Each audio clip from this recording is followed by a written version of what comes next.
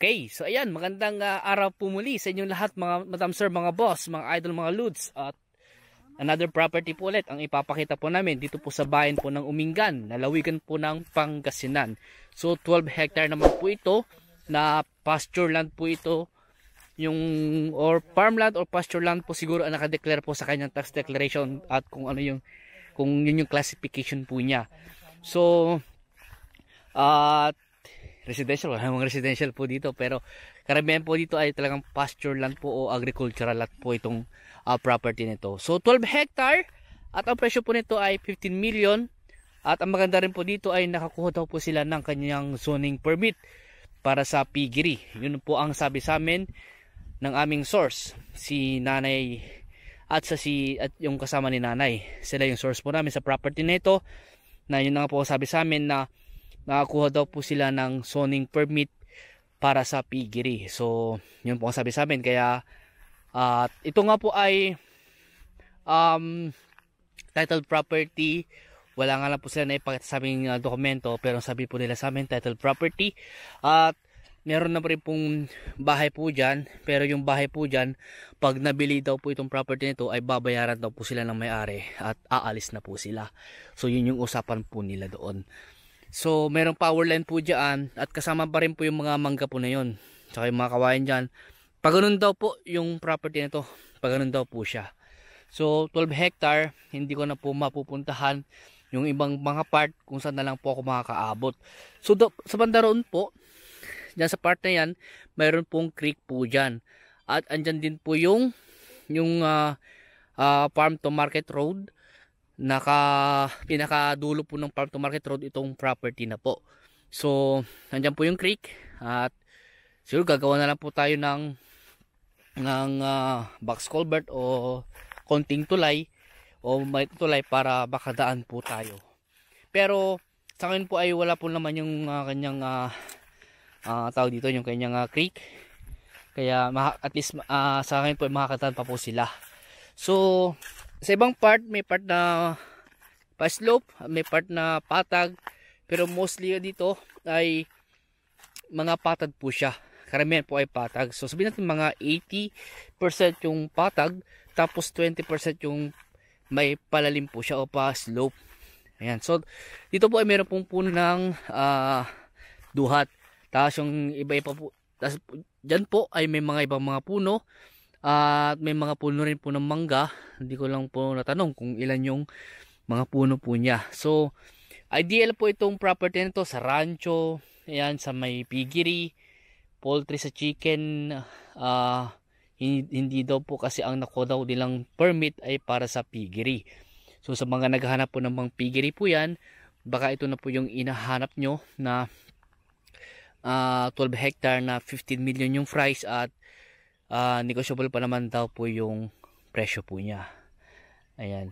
At dito nga po ay meron po siyang mountain view. Yan sa part na yan. At ano pa, maganda dito. Malapit lang din po ito sa town proper. Siguro na sa mga siguro mga 5 kilometers po siguro sa town proper o higit pa po doon. Estimate lang naman po. At sa Barangay Road, siguro mga wala pang 1 kilometro po siguro sa Barangay Road. Tapos yung tares po kasi may dadaan tayong mga rough road. Ayan. So may kubo dun, no. Hindi ko lang po sure kung sa kubo ng property or ibang property na po yan. Kasi ang sabi sa akin, pag ganun daw po eh. Pag ganun na daw po yung property. So andito ako sa ibang part ng property. Tapos sa banda yan, kasama pa rin po yan. Kasama pa po yung mga yan. At kailangan po talaga natin to ipa-geodetic kasi hindi po nila maituro sa amin yung mga eksaktong boundary. Ang tinuturo lang po sa amin yung mga alam nilang boundary ng property nito, pero kailangan pa natin po ipa-geodetic para malagyan po natin ng mga muhon or ma-restore yung mga muhon na nawala o natabunan at magdadagdag tayo ng muhon para in case na magbakod ay hindi po siya bali-baliko o yun po, hindi po siya lumihis, kundi tama yung pagbabakod natin para hindi po tayo magka-problema sa kabilang property. In case na baka mamaya sa kabilang property magbenta rin sila baka maya may makabili at mag-survey, ay dapat isaayos po natin yung boundary po. Ayan. So kung gusto niyo po yung ganitong property na 12 hectare, 15M yung kanyang price, at titled property po ito, at limited lang po kasi yung sinabi sa amin ng source po namin yung mga detalye ng property nito. Kaya upon viewing na lang, tapos pag mag-viewing po kayo, magre-request na lang po ako ng dokumento na ipapakita po sa inyo. Dahil ngayon din po kasi ay wala po silang pinakita sa aming dokumento, kaya on the spot na lang po kaming kumuha ng video at i-vlog itong property nito. At kung ano yung sinabi po sa akin na price at details ng property nito, ay yun po muna ang sasabihin ko sa inyo sa video po na ito o sa vlog po na ito. Ayan. So ano po yung ibang mga manggahan po niya. Kaya kung gusto niyo mag-viewing, mag-schedule lang po kayo. Ulitin ko po, ito po ay 12 hectare, located po dito sa bayan po ng Umingan, lalawigan po ng Pangasinan, at ang presyo po niya is 15 million. Ayan. So dito sa part na to, nag-aalaga sila ng kambing. So may bakod, kaya po nila binakuran para yung mga kambing po nila ay hindi lumabas. Kumbaga para hindi sila gumala or saan pumunta. Kasi 12 hectare to, kung nakawala yung mga yun, baka mahirap nang hanapin. Ayan po. So power line meron na. Source of water, magpapa-deep well na lang po tayo. Magpapa-install na lang.